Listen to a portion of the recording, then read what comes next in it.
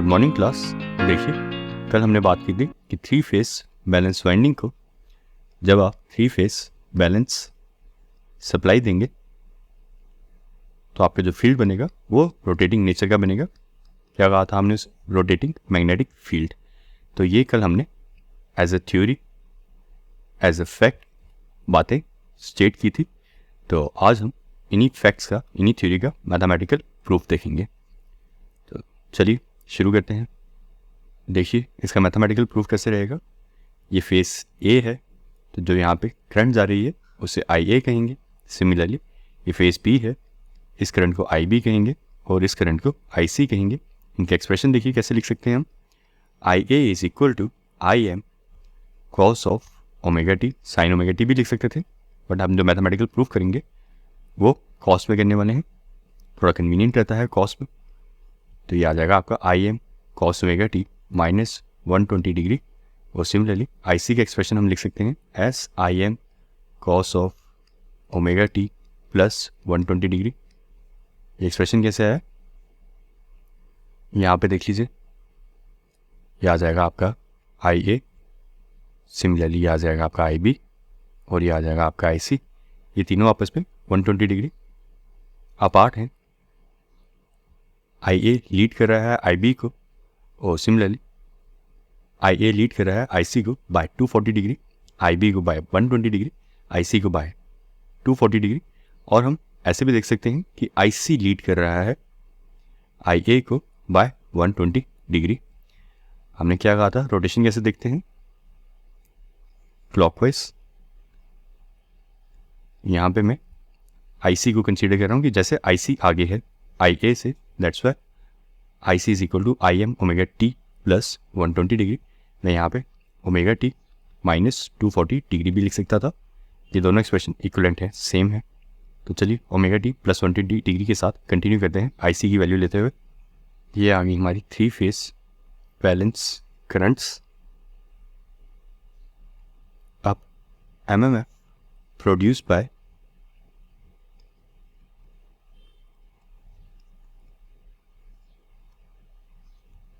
Face A, देखिए क्या आ जाएगा आपका। एम एम एफ को लिखते हैं इस तरह से, F A is equal to, वो भी आपका आई ए को फॉलो अप करता है उसका साइन वेव भी, F A is equal to N multiply by I A. F A is equal to, I A की जगह एक्सप्रेशन लिखिए ये वाला, ये बन जाएगा I M cos of omega T. इसे मैं देखिए किस तरह से लिख सकता हूँ, F A is equal to F M maximum value multiply by cos of omega T. तो ये आ गया M M F produce by phase A. Similarly आगे चलिए, M M F produce by phase B, वो क्या आ जाएगा आपका। Similarly F P is equal to N multiply by I B. यहाँ पे आई बी का एक्सप्रेशन सब्स्टिट्यूट कीजिए। आई बी हमने लिखा है ऊपर I M cos of omega T minus 120 degree. Again N into I M को एफ एम लिख दीजिए, maximum value cos of multiply by cos of omega T minus 120 degree. And similarly आपको आपका M M F produce by phase C का answer मिल जाएगा, F C is equal to F M cos of omega T plus 120 degree. तो ये आ गया आपका M M F produce by each phase. अब देखिए, हमने बात की थी कि रिजल्टेंट फ्लक्स जो है, रिजल्टेंट फ्लक्स कह लीजिए या रिजल्टेंट एम एम एफ, वो कंटिन्यूसली रोटेट कर रहा है। तो यहाँ पे हमने यही चीज़ प्रूफ करनी है कि ये रोटेट कर रहा है कि नहीं कर रहा, मैथमेटिकली प्रूफ करना है। तो क्या प्रूफ करना है, रिजल्टेंट फ्लक्स रोटेट कर रहा है। तो उसके लिए रिजल्टेंट फ्लक्स कैसे लेंगे हम, ये ले लेते हैं अपना रेफरेंस और ये ले लेते हैं थीटा। अलोंग दिस लाइन हम हमारा रिजल्टेंट फ्लक्स कैलकुलेट करेंगे अभी। तो देखिए रिजल्टेंट फ्लक्स क्या बनेगा आपका, रिजल्टेंट एम एम एफ क्या बनेगा आपका, F R is equal to F A cos theta plus F B F A इस एक्सिस के अलॉन्ग है, इस एक्सिस के अलॉन्ग आपका एफ ए क्या बन जाएगा, F A cos theta. Similarly F B आपका इस एक्सिस के अलॉन्ग क्या बन जाएगा, ये एंगल है 120 माइनस थीटा, तो ये आपका बन जाएगा F B cos of 120 minus theta. Similarly F C आपका बन जाएगा कॉस ऑफ, लिखिए ऊपर, एफ सी आपका अलॉन्ग दिस एक्सिस क्या आएगा answer, F C multiply by cos of angle क्या बन जाएगा 120 डिग्री प्लस थीटा। ये आ गया आपका 120 डिग्री और प्लस थीटा डिग्री, तो आपका एफ सी भी आपके इस लाइन के अलॉन्ग आ जाएगा। तो आपके एफ सी का क्या एक्सप्रेशन बन जाएगा, F C cos 120 plus theta degree. ये आ गया आपका रिजल्टेंट फ्लक्स का एक्सप्रेशन। अब यहाँ पे एफ ए, एफ बी और एफ सी की वैल्यू सब्स्टिट्यूट कर दीजिए जो हमने कैलकुलेट की है, F M cos omega T multiply by cos theta plus F M cos, F B हमने कैलकुलेट किया है cos of omega T minus 120 degree multiply by cos of 120 degree minus theta, and similarly F C को हम लिख सकते हैं F M cos of omega T plus 120 degree multiply by cos of 120 plus theta. यह आ गया आपका resultant flux का एक्सप्रेशन। अब इस एक्सप्रेशन को हम चेंज करेंगे using mathematical identity, cos A multiply by cos B is equal to cos of A plus B plus cos of A minus B divided by 2। तो आपका अबव एक्सप्रेशन बन जाएगा F R is equal to, F M common ले रहा हूँ, ये आ जाएगा आपका expression cos of omega T plus theta plus cos of omega T minus theta, और यहाँ पे डिवाइडेड बाय 2 भी कॉमन ले रहा हूँ बाहर, plus cos of omega T plus theta minus 240 degree. आगे देखिए कॉस ए प्लस बी क्या बन जाएगा, plus cos of omega T minus theta. अब इस एक्सप्रेशन को तोड़िए यूजिंग दिस आइडेंटिटी, तो ये बन जाएगा आपका cos of omega T minus theta plus cos of omega T plus theta plus 240 degree. तो ये आ जाएगा आपका above expression using mathematical identity. तो यहाँ पे देखिए 1 2 3 ये तीनों ऐड हो रहे हैं, ऐड कर दीजिए, F R is equal to F M divided by 2 multiply by 3 cos of omega T minus theta plus 0। बाकी ये एक्सप्रेशन ऐड होने पे 0 बन जाते हैं, तो आप इसे सिंपली बिकॉस लिख के भी बता सकते हैं, cos of omega T plus theta plus cos of omega T plus theta minus 240 degree plus cos of omega T plus theta plus 240 degree equal to 0। ठीक है, तो ये बन जाएगा आपका फाइनल एक्सप्रेशन। इसे नीचे 0 को गायब कर देते हैं, तो आपका ये मैथमेटिकल प्रूफ ऑलमोस्ट ख़त्म हो चुका है। ये आ गया आपका final expression 1.5 F M cos of omega T minus theta. तो देखिए आपकी रिजल्टेंट फ्लक्स की, आपकी रिजल्टेंट फील्ड की मैक्सिमम वैल्यू क्या रहेगी, F R is equal to, F R peak is equal to 1.5 times F M if cos omega T minus theta is equal to 1। अगर ये पोर्शन 1 हो जाए तो आपका एफ आर की पीक वैल्यू बन जाएगी 1.5 टाइम्स एफ एम। तो चलिए इस एक्सप्रेशन को थोड़ा यूज़ करते हैं और इसका रोटेटिंग नेचर देखते हैं। यहाँ तक अभी तक हमने एक चीज़ प्रूव कर ली है कि जो आपका रिजल्टेंट फ्लक्स रोटेट करता है उसकी peak value F R P is equal to 1.5 times F M, एक कॉन्स्टेंट वैल्यू रहती है। अब हम आगे प्रूफ करने वाले हैं कि ये एफ आर आपका एक रोटेटिंग नेचर का होता है। तो देखिए आगे रोटेटिंग नेचर का कैसे प्रूफ करेंगे।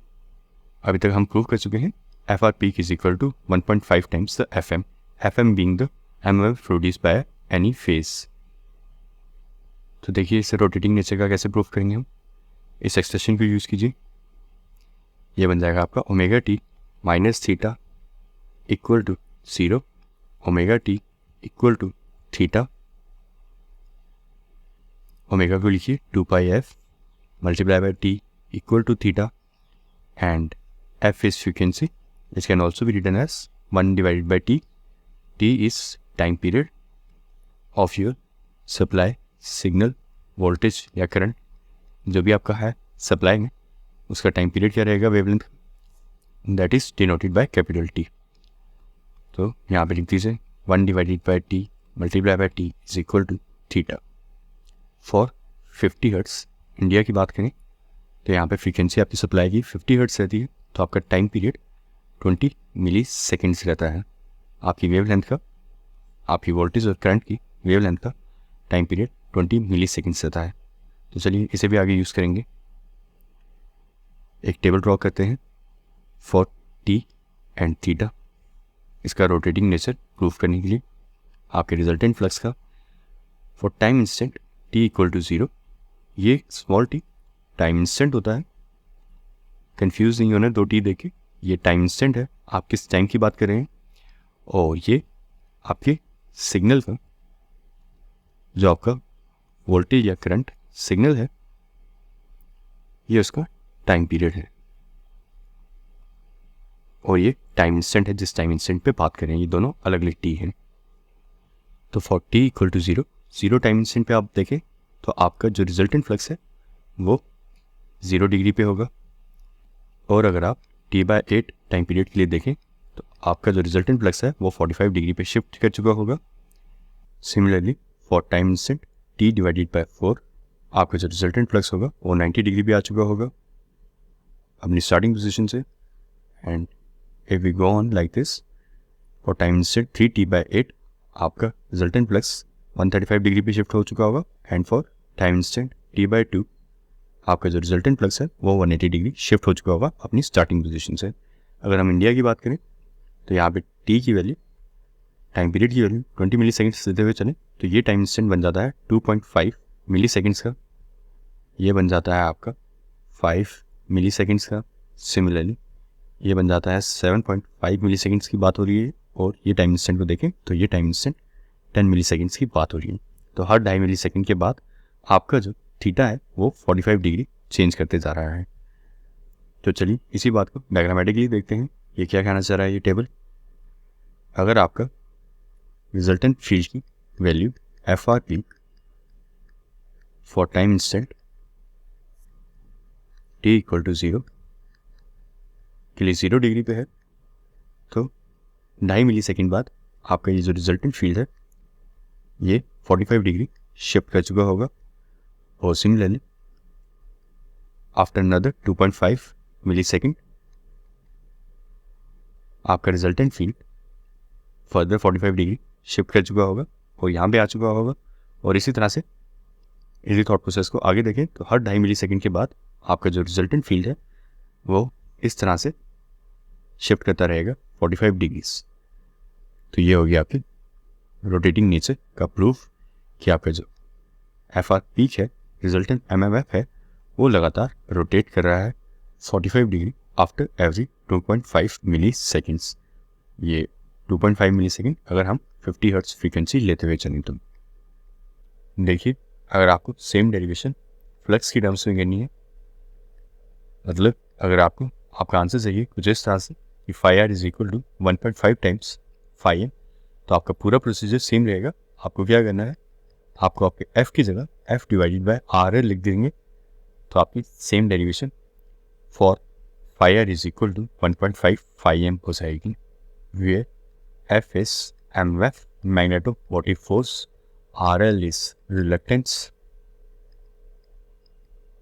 And phi is flux. तो चलिए एक कंसेप्ट और डिस्कस कर लेते हैं। देखिए यहाँ पे करंट का फेज सीक्वेंस हमने इस तरह से कंसीडर करते हुए रखा था। यह है आपका सबसे पहले I A, then after that I B and then after that I C. और रोटेशन कैसे रहती है इस तरह से, इस फेज सीक्वेंस को कहते हैं ए बी सी।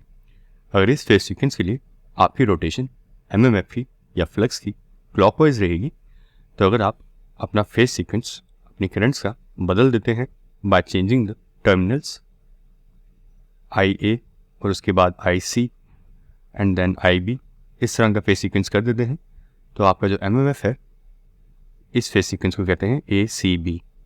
ये क्या किया आपने, अपने जो 3 फेज टर्मिनल्स से इंडक्शन मोटर को जब आपने उन्हें चेंज किया, बी और सी को इंटरचेंज किया, तो जो आपका एम एम एफ है उसकी रोटेशन भी चेंज हो जाएगी। वो अगर पहले क्लॉकवाइज था, उसकी रोटेशन आपके एम एम एफ की रोटेशन एंटी क्लॉकवाइज हो जाएगी। एंड सिमिलरली आपका मोटर भी ऑपोजिट डायरेक्शन में रोटेट करेगा। ये ऑपोजिट डायरेक्शन में कैसे रोटेट करेगा, अगर आप अपना टर्मिनल्स 3 फेज सप्लाई के टर्मिनल्स इंटरचेंज कर देंगे, तो आपकी रोटेशन भी रिवर्स हो जाएगी। अगेन ये क्या हो गया, फैक्ट और थ्योरी। अगर इसका भी मैथमेटिकल प्रूफ देखना हो तो आपको क्या करना है, यहाँ पे रखना है प्लस, यहाँ रखना है माइनस, और सेम आपका मैथमेटिकल प्रूफ रहेगा इस चीज़ के लिए कि आपका फेज सीक्वेंस बदल जाता है। यहाँ पे प्लस कर दीजिए और यहाँ एफ सी वाली साइड पे माइनस कीजिए और सिमिलर डेरिवेशन कंटिन्यू कीजिए, तो आपका इसी कंसेप्ट का, इसी थ्योरी, इसी फैक्ट का मैथमेटिकल प्रूफ भी हो जाएगा कि on changing the terminals of a 3 phase supply to the induction motor, the direction of rotation of MMF and motor will reverse.